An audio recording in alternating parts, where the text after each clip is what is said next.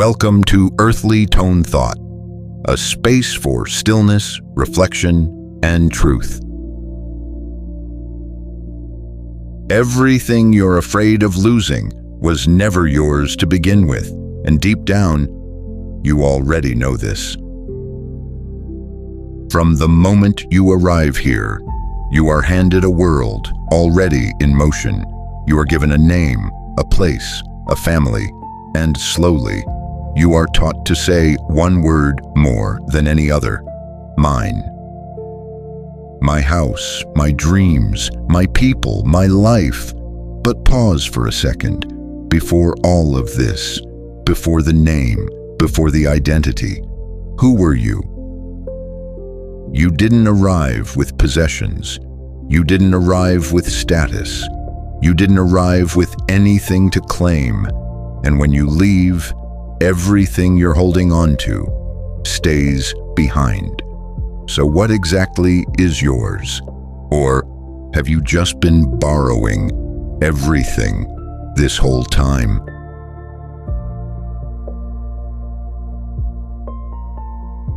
Ecclesiastes 5:15. As he came forth of his mother's womb, naked shall he return to go as he came, and shall take nothing of his labor which he may carry away in his hand.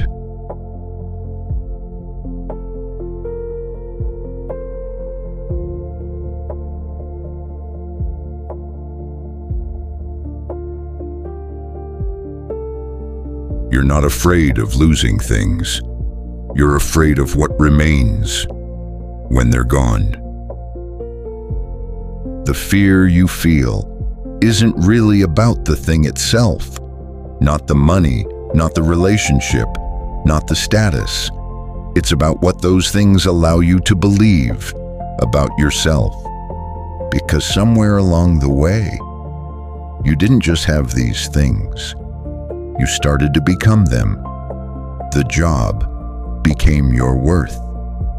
The relationship became your sense of belonging. The validation became your sense of being seen. And without realizing it, you built an identity on things that can change, things that can leave, things that were never stable to begin with. So now, the fear isn't just, what if I lose this? The real fear is, who am I without it? And that question is what most people spend their lives avoiding, because to face it means sitting with the possibility that everything you've been calling yourself might not actually be you. And that's uncomfortable, not because something is wrong, but because something is being revealed. Look closely at your fear. When you imagine losing something, what exactly feels threatened? Is it the object or the version of you that exists because of it? Because if your peace depends on something outside of you, then your peace is always at risk, and the mind knows this. That's why it clings, why it overthinks, why it tries to control everything. Not because it's strong, but because it feels unstable. You don't hold on to things because you love them. You hold on to them because you're afraid of what you'll feel without them. And what is that feeling? Emptiness, uncertainty, silence. But what if that emptiness is not something to fear, but something to understand? What if the reason you avoid losing is because you've never sat long enough with what remains when everything else is gone? Because the truth is, the fear of losing is not about loss at all. It's about not knowing who you are without what you're holding on to. For where your treasure is, there your heart will be also. Matthew 6:21.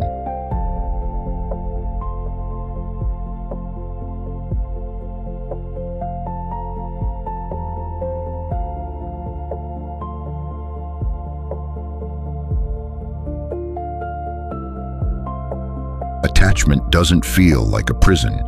It feels like security, like something you can rely on, something you can hold on to, something that won't leave you. But look closer. The need to hold is already a sign that you don't trust it to stay. And where there is no trust, there is control.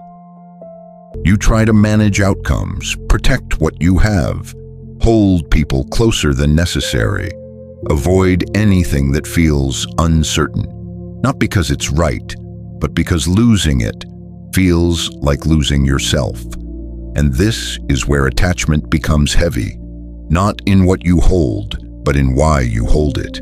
Because the truth is, you're not holding on to the thing, you're holding on to the feeling it gives you.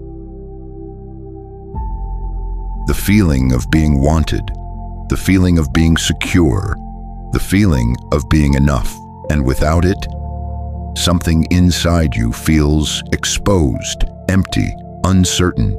So you tighten your grip, even when it hurts, even when it drains you, even when it's already slipping away. You stay in places you've outgrown.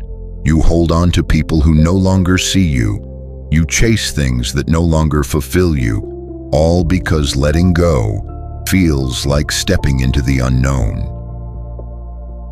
But here's what most people never question. If something requires you to suffer to keep it, is it really meant for you? Because what is truly aligned does not demand constant fear, constant tension, constant effort to hold together. Attachment says, I need this to be okay.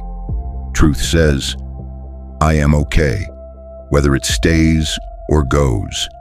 And that difference is everything. Because the moment you believe that your peace depends on something outside of you, you hand over your power to something that can change at any moment. And life will always remind you of this, not to punish you, but to show you where you've become dependent. So the question is not, how do I hold on to this? The real question is, why do I feel like I need to? Because the answer to that is where your freedom begins. Luke 12:15. In it, Jesus warns against greed, teaching that true life's worth is not found in material abundance. Then he said to them, watch out. Be on your guard against all kinds of greed.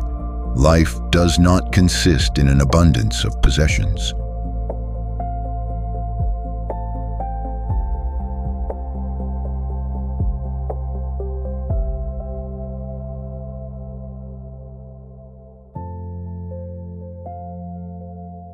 Loss doesn't take from you, it shows you what you were never meant to keep. When something leaves your life, it doesn't ask for permission. It doesn't wait until you're ready. It doesn't consider how attached you've become. It simply ends. A relationship shifts. An opportunity disappears. A version of life you were used to is no longer there. And in that moment, it feels like something has been taken from you. But look deeper. What actually left was something that was always temporary. The pain you feel is not just from the loss itself, but from the meaning you attached to it. It wasn't just the relationship, it was what it made you feel. It wasn't just the opportunity, it was what it said about your future. It wasn't just the possession, it was the identity you built around it. And when it leaves, it takes those meanings with it. That's why it feels like something inside you is breaking. But what if nothing real is actually being broken? What if what's breaking is the illusion that it was ever permanent? Because loss has a way of doing something most people avoid. It forces you to see clearly. It shows you where you depended, where you attached, where you built your sense of self on something outside of you. And when that thing is removed, you are left with a question you can no longer ignore. Who am I without this? And this is the moment Most people try to escape. They distract themselves, replace what was lost, rush to fill the space, just to avoid sitting with that question.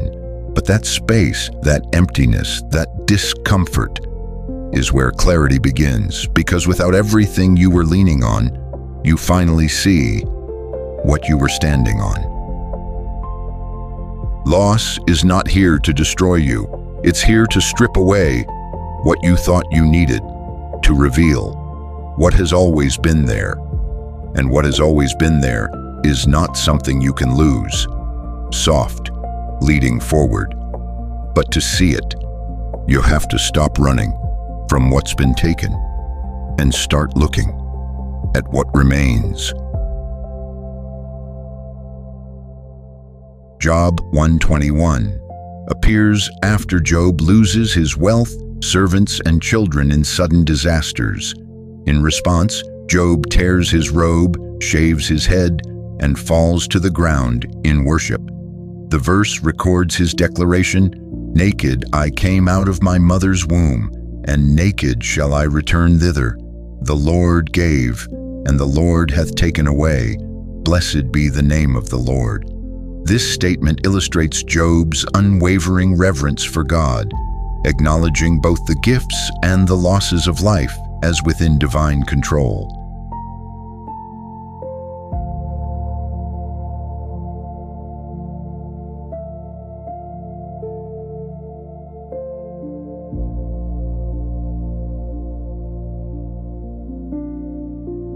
When everything falls away, what remains is what was always real. Take a moment and imagine everything you've been holding on to is gone. Not just the physical things, but the roles, the labels, the identity you've built over time. No title to describe you, no expectations to follow, no one watching, no one validating, no one defining who you should be. What's left? At first, it may feel like nothing, like emptiness, like you've lost something important. But stay there just a little longer.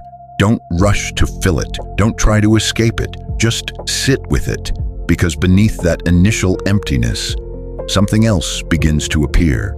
Not something loud, not something dramatic, but something quiet, steady, present. Awareness, the simple sense that you are here, not as a role, not as a label, not as a version of yourself you've been performing, but just being. That presence existed before you had anything. It exists now, beneath everything, and it will remain, even when everything else changes. This is the part of you that does not come and go, that is not affected by loss, that is not defined by what you have or what you don't. But most people never notice it, not because it's hidden, but because it's quiet, and they are too busy, too distracted, too focused on everything outside to sit long enough to meet it. So they keep searching for something to complete them, something to define them, something to hold on to, not realizing what they're searching for is what they've been avoiding. Because to meet this part of yourself requires stillness. It requires letting go of everything you've been using to avoid it.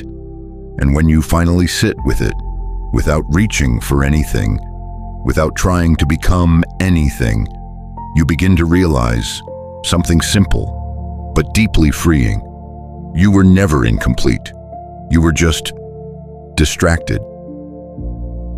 And this quiet awareness, this presence is the only thing you never had to hold on to, because it was never separate from you. This is who you are when everything else is gone. Psalms 46:10, "Be still and know that I am God."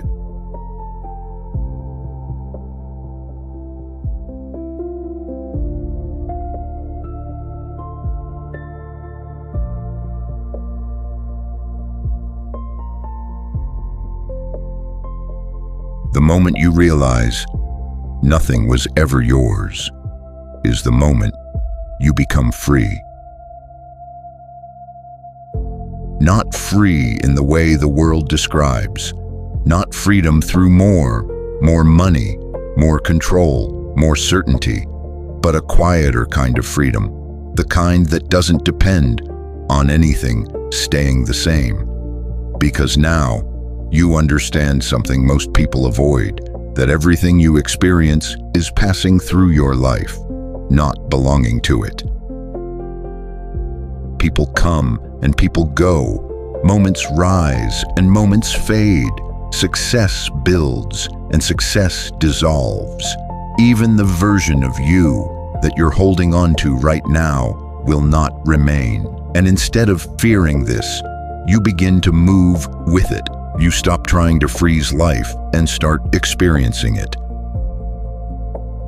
You care, but you no longer cling. You love, but you no longer depend. You build, but you are no longer defined by what you build. Because deep down, you know, nothing external can complete you or take anything real away from you. And in that realization, something inside you relaxes. The tension, the constant need to hold, to control, to secure everything begins to fade.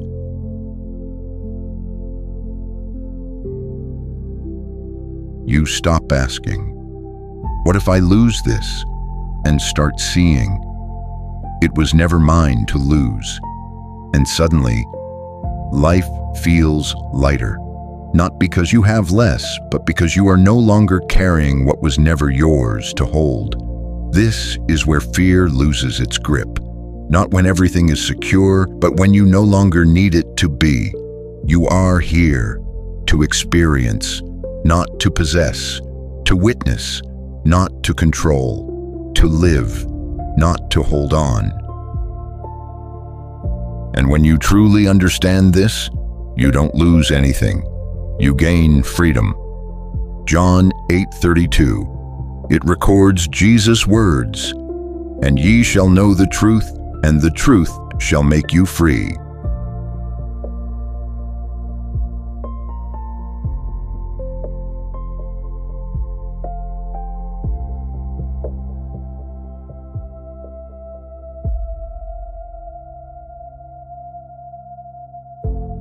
You can't lose what was never yours.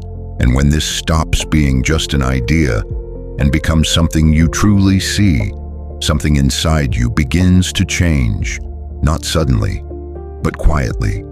The fear that once followed you starts to loosen its grip because you begin to understand that loss is not the end of something real. It is only the end of what was temporary. Everything you've ever held, every role, every title, every person, every moment was never something you owned, but something you experienced.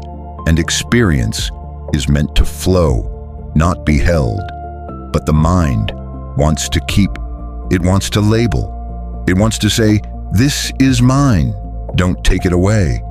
And that is where fear is born, not from life itself, but from the illusion of possession. Because the moment you believe something is yours, you also believe it can be taken from you. And from that moment, you begin to protect, to worry, to hold tighter than necessary. But look again, truly look. What have you ever had that time did not eventually touch? Nothing stays, and that is not a tragedy. It is the design. Because if everything stayed, you would never grow. If nothing changed, you would never see clearly.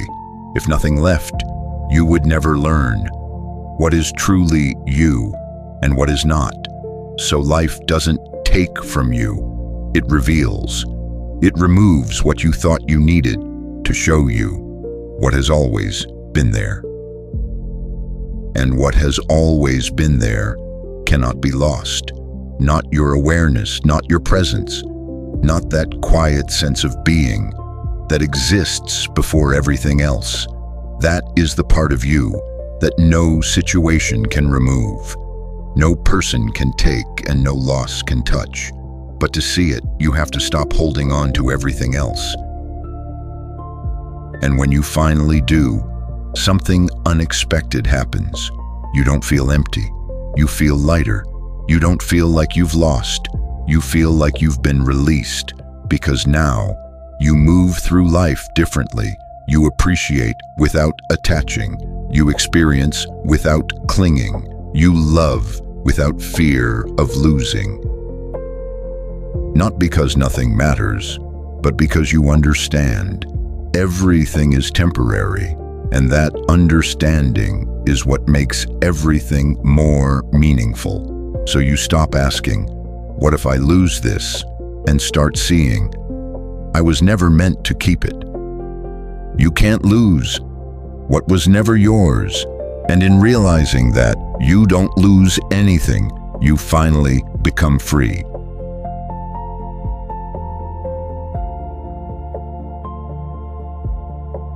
If this message found you, maybe it was meant to.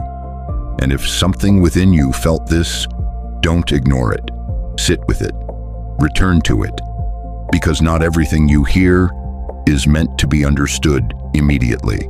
Some things are meant to be remembered when you're ready. If this resonated with you, stay connected.